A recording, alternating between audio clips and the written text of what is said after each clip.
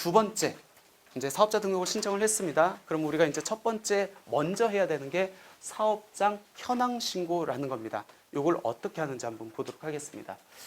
사업자 현황 신고가 뭡니까? 우리가 과세 사업자들은 1년에 2번, 개인 사업자들은 1년에 2번 부가가치세 신고를 합니다. 그 부가가치세 신고서는 궁극적으로는 5월달 종합소득세의 예비적 신고라고 보시면 돼요. 왜? 부가세 신고를 함으로써 어떻게 되죠? 수익금액이 1년께 픽스가 돼요. 그 수익금액을 갖고 5월달에 과세관청에서 너 요 연도에 수익금액 요거니까 요거에 대해서 세금 종합소득세 신고해 라고 안내문이 나옵니다. 근데 면세사업자는 그런 부가세 신고 제도가 없어요.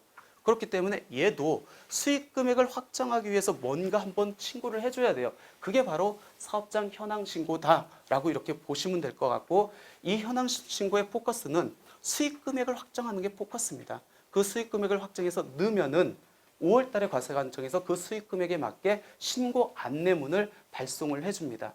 예를 들어서 부가세 신고 때 수익금액 자체가 적은 사람들은 단순 경비율로 대상자로 해가지고 납부세까지 기재해서 안내문이 나올 거예요. 이것도 마찬가지로 아마 될 겁니다. 이제 올해 첫 시행이 되기 때문에 2천만 원 이하의 수익금액을 신고한 사람들은 거기에 맞게 분리과세로 해가지고 간단하게 납부세액을 산정할 수 있도록 안내가 될 겁니다. 그런 절차를 받고자 사업장 현황 신고를 한다라고 보시면 될 것 같고, 주택 임대 사업자는 면세 사업자입니다. 사업자 현황 신고는 법인은 하는 게 아니에요. 개인에 한해서 한다라고 이렇게 보시면 될 것 같고, 어떤 사람들은 다가구 주택 같은 경우에 1층이 상가고 그다음에 2, 3, 4층이 주택이 있으면은 겸업사업자라고 해가지고 주택 임대에 대해서 별도의 면세 사업자가 아니고 그 겸업사업자 등록증 하나로 해가지고 부가세 때 상가에 대한 수익 금액하고 그다음에 주택에 대한 수익 금액을 같이 신고하는 경우가 있습니다. 그 사람들은 이미 신고가 됐으니까 당연히 현황 신고 대상자는 아니고 순수하게 면세 사업과 관련된 개인들이 하는 게 이 현황 신고다라고 이렇게 보시면 될 것 같습니다. 그럼 그 주택 임대 사업자가 면세 사업자가 현황 신고를 안 하면 어떤 불이익이 있습니까? 불이익을 적용받을 수 있는 게 두 가지예요. 가산세가 첫 번째가 사업장 현황 신고 불성실 가산세라는 거고, 요거는 수익금액의 0.5%가 적용됩니다. 두 번째는 보고 불성실 가산세고, 요거는 공급가액의 0.5%가 적용되는데, 먼저 사업장 현황 신고 불성실 가산세는 사업장 신고 안 했다고 해가지고 부과하는 건데, 이게 현재 법상으로 적용 대상자는 약사법이라든지 의사법을 적용받는 의사들에 한정돼 있어요. 따라서 주택 임대 사업자는 이거 적용될 여지가 전혀 없습니다. 두 번째, 보고 불성실 가산세는 임대 사업자가 어떤 세금 계산서를 받을 수도 있잖아요. 계산서를 받을 수 있잖아요. 그것들은 법정 증빙 자료라고 해가지고 받았으면은 세무서에 신고해. 그래야 과세관청에서 크로스 체킹을 할 수 있을 거 아닙니까? 그걸 하기 위해서 너가 가지고 있는 세금 계산서 2월 10일까지 신고해라는 건데, 그거를 안 했을 때 가산세가 공급가액의 0.5%를 부과한다는 건데, 이것도 적용 대상자가 수익금액이 7,500만 원을 초과하는, 그러니까 우리가 소득세법에서 말하는 복식부기 의무 대상자한테만 적용됩니다. 물론 여기 7,500이 넘는 분들도 있겠지만 대부분의 주택임대사업자는 7,500이 안 넘을 겁니다. 따라서 이것도 적용될 여지가 없다. 그러면 사업자 현황 신고 안 해도 되지 않습니까? 안 해도 됩니다. 그리고 바로 5월 달에 소득세 신고를 해도 전혀 무방합니다. 근데 왜 하라고 합니까? 첫 번째는 사업자 현황 신고를 하면 좋은 이유, 아마 교재는 해야 하는 이유라고 했는데 제가 바꿨습니다. 좋은 이유는 뭐냐면, 아까처럼 수익 금액을 제가 신고를 합니다. 그럼 그 수익 금액에 맞는 너는 신고를 어떻게 해야 되고, 그런 것들을 5월 종합소득세 신고하기 전에 과세관청에서 안내문을 제공을 해줍니다. 그거를 이제 제공받을 수 있고, 또 사업자 신고를 안 했을 때는 이 수익 금액을 결정하기 위해서 현장 확인 대상자로 선정될 수 있다는 겁니다. 근데 솔직히 선정되기는 힘들겠죠. 대신에 이제 요거 때문에, 첫 번째 이유 때문에 현황 신고를 한다라고 이렇게 보시면 될 것 같습니다. 근데 나 뭐 그런 안내 받을 필요 없습니다. 그런 분들은 안 하셔도 돼요. 문제 없습니다. 내가 7,500만 원만 넘지 않으면은, 직전 연도 수익 금액 7,500, 즉 복식부기 의무 대상자가 아니면은 전혀 안 해도 문제는 없다. 그럼 만약 한다고 했었을 때 어떻게 해야 됩니까? 이게 사업자 현황 신고 서식입니다.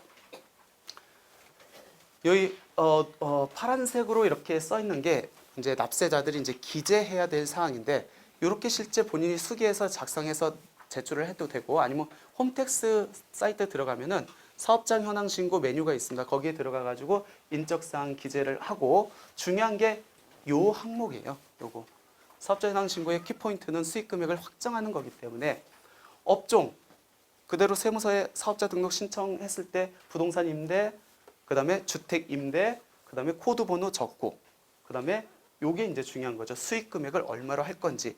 이 수익 금액은 어떻게 산정하는지 조금 이따 보겠지만, 월 임대료, 간주 임대료, 그 다음에 관리비에 1년 동안 수입을 합계 한 금액을 기재하도록 되어 있습니다. 그리고 이 밑에 보면은 수익 금액의 구성, 이게 어떻게 구성되어 있나라는 걸 나타내는데, 이 1,080만 원이 신용카드 매출이냐, 현금 영수증 매출이냐, 아니면 기타 순수 현금 매출이냐. 대부분 주택 임대는 여기에 해당되겠죠. 다 그 통장을 통해서 받으니까. 그러니까 대부분 여기에 이제 해당된다고 보시면 될 것 같고, 이 마지막에 적격 증빙 수취 금액 이거면은 내 매입 자료, 혹시 경비 매입 자료 할 거 여기에 기재해라고 하는 건데, 설령 내가 기재를 하나도 안 한다 할지라도 전혀 불이익이 없어요. 나 이자 비용 있고 그다음 뭐 수리비 있고 한데 여기 꼭 넣어야 되지 않습니까? 안 넣고 5월 종합소득세 신고 때 반영해도 전혀 문제가 없습니다. 왜? 현황 신고의 키포인트는 수익 금액을 확정하는 데 있기 때문에. 그래서 뭐 지금 현황 신고할 때 이것 때문에 골치 아파할 이유는 전혀 없습니다. 그리고 또 하나의 이유는 뭐냐면, 만약 수익 금액이 2천만 원 이하예요. 물론 내가 쓴 경비가 많아가지고 그 경비를 반영했었을 때 소득세가 더 뭐 적게 나온다라고 하면 상관이 없겠지만, 2천만 원 이하면 분리과세이기 때문에 수익 금액의 50% 또는 60%를 필요 경비로 인정을 해주고 있습니다. 상당히 큰 금액이에요. 그럼 내가 여기 얼마 조금 넣어봤자 아무 의미가 없다는 거예요. 그러니까 현황 신고할 때 여기에 목숨 걸 필요는 없다라고 보시면 될 것 같아요. 특히 2천만 원 이하의 분리과세 대상자들은 안 낸다 할지라도 종합소득세 충분히 반영시킬 수 있다라고 보시면 될 것 같고, 내가 공동사업자다 그러면은 이 공동사업자의 수익금액 부표를 같이 기재를 해가지고 신고를 이렇게 하시면 될 것 같고, 사업자 현황 신고를 할 때는 이 현황 신고서 외에 업종별로 수익금액 검토표라는 별도의 서식을 작성해서 집어넣어야 됩니다. 이 주택 임대와 관련돼서는 주택임대사업자 수익금액 검토표가 요 양식이에요. 여기 보시면 아까 1,080만 원 나왔죠? 요 금액이 현황신고서상에 요 수익금액하고 일치하게 되어 있습니다. 그러니까 제일 중요한 게 요거겠죠. 요거를 작성을 어떻게 하느냐. 보세요. 예를 들어서 다가구 주택 아니면 다세대 주택이라고 가정을 할게요. 소재지별로 호수별로 이렇게 기재를 하시면 됩니다. 주택의 종류는 다세대냐 아파트냐 다가구냐를 기재를 하시면 될 것 같고, 뭐 신축일자 넣으면 되는 거고 아니면 취득일자 넣으면 되는 거고, 건물 면적은 가구당 면적, 세대당 면적, 임대 면적을 기재하면 될 것 같고, 임차인의 인적사항이 기재가 됩니다. 성명하고 주민번호, 그 다음에 임대 기간을 넣어야겠죠. 그래야 1월 1일부터 임대 수입이 있었는지 아니면 7월 1일부터 있었는지를 확정할 수 있으니까. 그리고 보증금이 얼마고 거기에 따른 월세가 얼마인지. 여기는 1월 1일부터 12월 31일까지니까 12달이겠네요. 그러니까 여기가 720만 원이 들어오겠죠. 근데 중요한 게, 나는 1월부터 6월까지는 예를 들어서 40만 원을 받았는데 7월 달에 새로운 임차인이 들어왔어요. 4천에 40만 원을 받았는데 7월 달에 다른 임차인 들어와가지고 6천에 20만 원을 이렇게 변경을 했어 라고 했었을 때는 101호라는 그 동일한 임대 공간 안에 임차인이 2개가 됐네요. 아니면 동일한 임차인이라 할지라도 임대 현황이 달라질 수 있겠네요. 그럴 경우에는 칸을 달리해서 쓰시면 됩니다. 똑같이 102호잖아요. 근데 임대 현황이 다르잖아요. 그럼 칸을 달리해가지고 쓰시면 될 것 같고, 요거를 호수마다 쭉 하면은 요 합계 금액이 나올 거 아닙니까? 그 금액이 아까 현황 신고의 맨 앞장 거기 수익 금액하고 일치하면 된다라고 이렇게 보시면 될 것 같습니다. 이게 다예요. 현황 신고는. 현황 신고. 결론적으로 말씀드리면 현황 신고의 키포인트는 수익 금액을 확정하는 데 있다. 그렇기 때문에 현황 신고할 때 굳이 경비를 지금 다 반영을 안 해도 된다. 경비에 너무 목숨 걸 필요는 없다. 제일 중요한 거는 내 1년 동안의 임대 수익 금액이 얼마인지를 픽스하는 게 제일 중요하고, 그 픽스할 때 아까 주택임대사업자의 수익 금액 검토표하고 일치를 해야 되기 때문에 호수별로 산정을 하되, 중간에 임대 내역이 바뀌었다든지 임차인이 바뀌었다든지 하면은 그 칸을 별도로 해가지고 작성을 하면 된다라고 이렇게 보시면 될 것 같습니다. 그럼 이렇게 2월 10일까지 현황 신고를 했습니다. 그럼 그런 경우 만약 2019년도 현황 신고를 지금 2월 10일까지 2020년 2월 10일까지 합니다. 나는 근데 사업자 등록을 안 했어. 왜 그러면 2019년도에는 사업자 등록을 안 한다 할지라도 미등록 가산세가 없었거든요. 근데 나는 왠지 찜찜해서 올해부터는 그냥 주택 임대 수입에 대해서 이제 그냥 신고할래라고 해가지고 이제 하려고 봤더니 사업자 등록을 이제 올해 처음 했다고 해요. 근데 내가 지금 2019년도 현황 신고를 해야 돼. 그럴 경우에 나는 사업자 등록이 없었잖아요. 2019년도에. 그러면 현황 신고 할 수 있을까요? 없을까요? 그런 사람들은 어떻게 해요? 가능합니다. 주민등록 번호로 가능합니다. 꼭 사업자 등록이 있어야만 사업자 현황 신고를 하는 건 아니다. 종합소득세 신고도 마찬가지예요. 내가 2019년도에 사업자 등록을 안 냈다 할지라도 5월 달에 내 주민등록 기재분으로 해가지고 신고를 충분히 할 수 있습니다.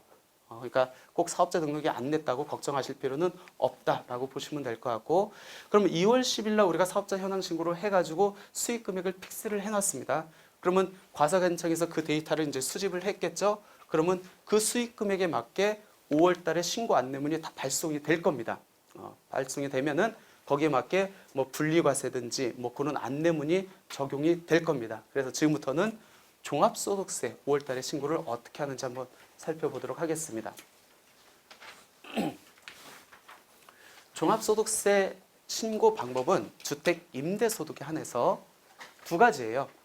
분리과세하고 이제 종합과세 두 가지입니다. 2018년 12월 31일까지는 2천만 원 이하의 주택 임대소득은 아예 신고를 안 했죠. 근데 이제 2019년도부터 이 비과세가 과세로 전환되다 보니까 나는 분리과세나 종합과세 중 선택해서 해야 되는 거고, 2천만 원을 초과한 거는 예전부터 신고 대상이었습니다. 였고 지금도 여전히 신고 대상이다라고 보시면 될 것 같고, 이 분리과세하고 종합과세의 차이는 뭐냐면, 종합과세는 우리가 종합소득을 6가지 소득으로 이렇게 구분을 해요. 이자, 배당, 사업, 근로, 연금, 기타. 이 6가지 소득이 있으면 이거를 다 합해서 신고하라는 겁니다. 왜 합해서 신고하라고 합니까? 건건마다 신고를 하면 우리 소득세가 누진세율 체계이기 때문에 낮은 세율이 적용받는데, 얘네를 6개를 합해봐요. 소득금액이 높아지겠죠? 그러니까 세금을 훨씬 더 많이 내야 돼요. 불이익이겠죠. 그래서 종합과세라는 게 이제 합해서 신고한다라고 해서 종합과세고, 분리과세는 소득을 합하지 않고 그냥 주택 임대소득 얘만 갖고 별도 신고를 하라는 겁니다. 당연히 누진세율 체계에서 분리과세가 더 유리할 수 있겠죠. 그럼에도 불구하고 왜 2천만 원 이하는 분리과세가 아니고 둘 중에 선택하도록 되어 있습니까? 분리과세는 조금 이따 보겠지만 수익금액의 50%, 60%를 경비로 인정을 해줘요. 그러면 무슨 얘기죠? 수익금액의 50% 또는 40%는 이익이 산출된다는 얘기네. 근데 나는 실질적으로 이자 비용이 훨씬 더 많이 들었어. 그러면은 분리과세가 더 불리할 수 있잖아요. 그렇기 때문에 그게 더 불리하다고 하면은 종합과세로 신고해. 유리하도록 신고하도록 하기 위해서 2천만 원 이하는 분리과세든 종합과세든 선택하게 되어 있습니다. 그럼 제일 중요한 게 이쪽으로 통상적으로 보면 이쪽으로 가는 게 훨씬 더 유리하겠네요. 왜? 분리과세로 가면은 50%, 60%를 먹고 들어가니까. 근데 그거는 내가 결정하는 게 아니고 수익 금액에 따라서 결정이 됩니다. 방법 자체가. 그럼 제일 중요한 게 요거네요. 임대 수익 금액을 얼마냐에 따라서 내 신고 방법이 달라지네요. 그럼 저 임대 수익 금액이 얼마인지는 어떻게 계산을 하느냐? 이렇게 계산을 한대요.